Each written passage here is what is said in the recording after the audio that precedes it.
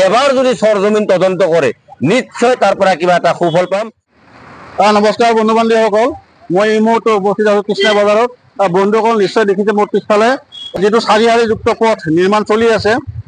তাত আচলতে সমস্যা হৈছে কি, ইয়াত এজাক বৰষুণ পৰিলেই বৰ্তমান পানী জমা লাগে বোকা সৃষ্টি হয়, যাৰ ফলত ইয়াতে সাধাৰণ মানুহ খোজকাঢ়ি যাব নোৱাৰে, বিভিন্ন সমস্যাই দেখা দিয়ে, সৰু সুৰা দুৰ্ঘটনা হৈছে।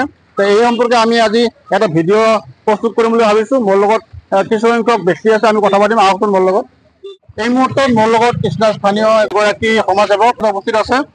আপোনালোকে জানিব খুজিছোঁ, যিহেতু কৃষ্ণাই যিটো ফ'ৰলেনযুক্ত পথ নিৰ্মাণ ইমান খাম খেল এটা হৈ আছে, প্ৰায় 2 বছৰ হ'ল, এনেকুৱা এটা অৱস্থা, কি ক'ব?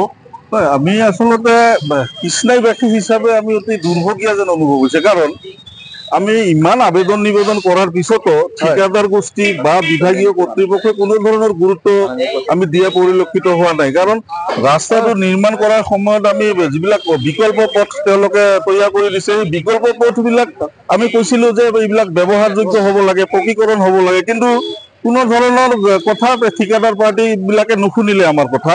আমি কৃষ্ণাই সচেতন নাগৰিক মঞ্চে বাৰে বাৰে তেওঁলোকক আবেদন নিবেদন কৰি আহিছো। আজি অতদিনে এই ৰাস্তাটোৰে এতিয়া চলাচল কৰিব পৰা অৱস্থা নাই। স্কুলীয়া ছাত্ৰ ছাত্ৰীবিলাক ৰাতিপুৱা যেতিয়া স্কুলত যায় কানি কাপোৰ নষ্ট হয়, মানুহবিলাক অফিচত ওলাই আহে, বজাৰত ওলাই আহে, কানি কাপোৰ বিলাক নষ্ট হয়, গাড়ীৰ পৰা পানী ছিটিকি যায় বা ৰাস্তা ঘাট বিলাক ইমান ডাঙৰ ডাঙৰ গাঁত হৈছে। আনহাতে আমাৰ এই ফুটপাথ বিলাক যি নিৰ্মাণ হৈ আছে, এইপিনৰ পৰা নিৰ্মাণ কৰি গৈছে, মাজে মাজে ভাঙি আছে। গতিকে পানী ওলাই যোৱাৰ কোনো ব্যৱস্থা নাই, কাৰণ ফুটপাথ বিলাকে পানী ওলাই যাব নোৱাৰে, ৰাস্তাত পানী বিলাক জমা হৈ আছে। গতিকে এই ক্ষেত্ৰত আমি বাৰে বাৰে ঠিকাদাৰ পাৰ্টি বিলাকৰ লগত কথা পাতিছো। কৰ্তৃপক্ষক কি দাবী জনাব? দাবী আমাৰ আচলতে বহুদিন আগৰ পৰাই আমি কৈ আহিছো যে ৰাস্তাটো অন্তত বিকল্প পথবিলাক মানুহৰ চলাচলৰ উপযুক্ত হ'ব লাগে, পকীকৰণৰ ব্যৱস্থা হ'ব লাগে, কিন্তু বিভাগীয় কৰ্তৃপক্ষই কোনো ধৰণৰ গুৰুত্ব দিয়া নাই। আনকি ঠিকাদাৰ গোষ্ঠীয়ে কাকো একেৰেপ নকৰে, তেওঁলোকৰ খেয়ালখুচি মতে কাম কৰে আৰু অতি কম সংখ্যক শ্ৰমিকক ব্যৱহাৰ কৰি কামবিলাক কৰি আছে, যাৰ ফলত কামবিলাক অতি লেহেমীয়া হৈ আছে। গতিকে আমি তেওঁলোকক কৈছো যে বজাৰ এলেকাখিনি অন্তত কিছু দ্ৰুত গতিত কামখিনি কৰিলে ৰাইজৰ চলাচল কৰাত সুবিধা হয়। গতিকে আমি দাবী জনাওঁ যে তেওঁলোকে যি ব্যৱস্থা গ্ৰহণ কৰিব লাগে ঠিকাদাৰ গোষ্ঠীৰ ওপৰত ব্যৱস্থা গ্ৰহণ কৰক আৰু কামখিনি অতি শীঘ্ৰে কৰাৰ ব্যৱস্থা গ্ৰহণ কৰক। ধন্যবাদ। এখেতে আছিল আমাৰ কৃষ্ণাৰ এগৰাকী সমাজসেৱক আব্দুল আহমেদ। আমি আৰু কিছু বিশেষ ব্যক্তি আছে, আমি কথা পাতিম। এই মুহূৰ্তে মোৰ লগত আছে কৃষ্ণাৰ যুৱ নেতা মহম্মদ হুছেইন চাজু, সকলোৱে চিনি পায়। মই আপোনাক স্বাগতম জনাইছো। হয়, নমস্কাৰ। আপোনালোকে এই ৰাস্তাটোৰ সম্পৰ্কে বিভিন্ন সময়ত বিভিন্ন প্ৰতিক্ৰিয়া প্ৰকাশ কৰি আহিছে। এতিয়া ভোৰ বাৰিষা কাল, কিন্তু এনেকুৱা এটা অৱস্থা, বোকা, কি ক'ব আপুনি? তাৰমানে চাওক, এই কথাখিনি আমি আজি 2 বছৰৰ পৰা উত্থাপন কৰি আছো। কৃষ্ণাই সচেতন নাগৰিক মঞ্চ, বিভিন্ন দল সংগঠনৰ পৰা আৰম্ভ কৰি আপোনালোকৰ সাংবাদিক গোষ্ঠীৰ পৰা আৰম্ভ কৰি যিমান আছে আমাৰ সৰ্বসাধাৰণ ৰাইজে সদায় সততে এই কথাখিনি উত্থাপন কৰি আছে। আজি ৰাস্তাৰ কাম বেয়া হৈছে, আজি ৰাস্তাত ধূলি হৈছে, আজি গাঁত হৈছে, আজি পানী হৈছে, এই কথাখিনি সততে উত্থাপন কৰি আছো। সেই সমস্যাখিনি আজিলৈকে কঠিত পৰিমাণ মাজে মাজে সমস্যা সমাধান কৰিছে, কিন্তু সেইটো ৰাইজক সকাহ দিব পৰা নাই।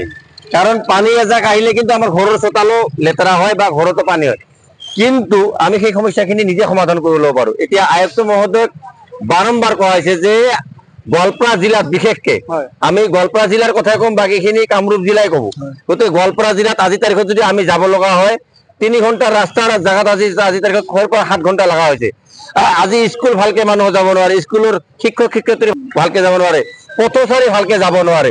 এই যে পানীৰ যি ব্যৱস্থা, মানে ৰাস্তাত আপোনাৰ যি যাওঁতে আপুনি যে আহিছে, আপোনালোকে যদিও নিউজ লৈছে, সাংবাদিক বা আমি যদিও কৈ আছো, আমাৰো আজি তাৰিখত চাওক কাপোৰ বিলাক চাওক, মানে সেই পানী চিটকি কৰি কাপোৰ এযোৰ কাপোৰ একবেলা পিন্ধিব নোৱাৰে, এনেকুৱা অৱস্থা হৈছে। সেইটো বেলেগ কথা, কিন্তু আয়ুক্ত মহোদয় ডাঙৰীয়াই এবাৰ যদি সৰজমিন তদন্ত কৰে নিশ্চয় তাৰ পৰা কিবা এটা সুফল পাম। আৰু আমি বেলেগৰ ওপৰত নেশ্যনেল হাইৱে অথৰিটিৰ ওপৰতো বিশ্বাস কৰিব নোৱাৰি, খপা ঢিলা মানুহ, আৰু ইহঁতৰ কোনো আবেগ বিবেক নাই, নিজৰ ইচ্ছা আবেগ মতে কাম কৰি আছে, ইহঁতে আমাক কোনো গুৰুত্ব নিদিয়ে। গতিকে আমাক যিজনে গুৰুত্ব দিব, আয়ুক্ত মহোদয়, আমাৰ সকলোৰে জিলাৰ চৌধাৰ আয়ুক্ত মহোদয় যি আমাক গুৰুত্ব দিব, তেখেতকে আমি অনুৰোধ জনাম। চৰকাৰক কি দাবী জনাব? না চৰকাৰী ভাৱে চাওক নীতিন গাডকাৰী ডাঙৰে সৰ্বভাৰততে আজি গোটেই ভাৰতবৰ্ষক বিশ্ব দৰবাৰত আগুৱাই নিয়াৰ কাৰণে যি ৰাস্তা ঘাটৰ পৰা আৰম্ভ কৰি যি লিংক ৰোড গোটেই বিশ্বতে কৰিছে সেইটো শলাগ ল'ব লগা ঠিকাদাৰ যদি বেয়া হয় তাত কি কৰিব বাৰম্বাৰ কাৰণ বহুতবাৰ সৰজমিন তদন্ত কৰি কেইবাজন ঠিকাদাৰকো কেনসেল কৰাইছে আপোনাৰ লাইসেন্স সেই কথাখিনি আপোনালোকে নিশ্চয় জ্ঞাত গতিকে আমি কম লোকেলি আমাৰ জিলাখনৰ কথা আয়ুক্ত মহোদয় যদি অলপ নজৰ দিয়ে নিশ্চিত হয় ভাল হ'ব বুলি মোৰ বিশ্বাস ধন্যবাদ ধন্যবাদ এয়া আছিল মহম্মদ হুছেইন সাজু তাৰ আগতে আমি আব্দুল আহমেদৰ কথা পাতিছো আসলে তেওঁলোকৰ দুগৰাকীৰ কথা নহয় এইটো আচলতে কৃষ্ণবাসী ৰাইজৰ কথা যিহেতু সকলোৱে হাৰাশাস্তি ভুগি আছে ইয়াত ভালকে খোজ কঢ়া নাযায় কোন মুহূৰ্তত গাড়ী চকাৰ বোকা পানী চিটিকি আহে কাপোৰ নষ্ট কৰা কোনো মানে নিশ্চয়তা নাই আমি পুনৰাই বিভাগীয় কৰ্তৃপক্ষক তথা চৰকাৰৰ দাবী জনাওঁ চাৰিআলিযুক্ত পথ ফ'ৰলেনৰ যিটো কাম চলি আছে এইটো ভালেই যেহেতু উন্নয়ন লাগে কিন্তু কাম খুব লেহেমীয়া গতিত চলি আছে বুলি সকলোৱে অভিযোগ কৰি আছে আমি এটা আবেদন জনাম যে কামটো খৰতকীয়া হ'ব লাগে আৰু নিয়ম মাফিক হ'ব লাগে ধন্যবাদ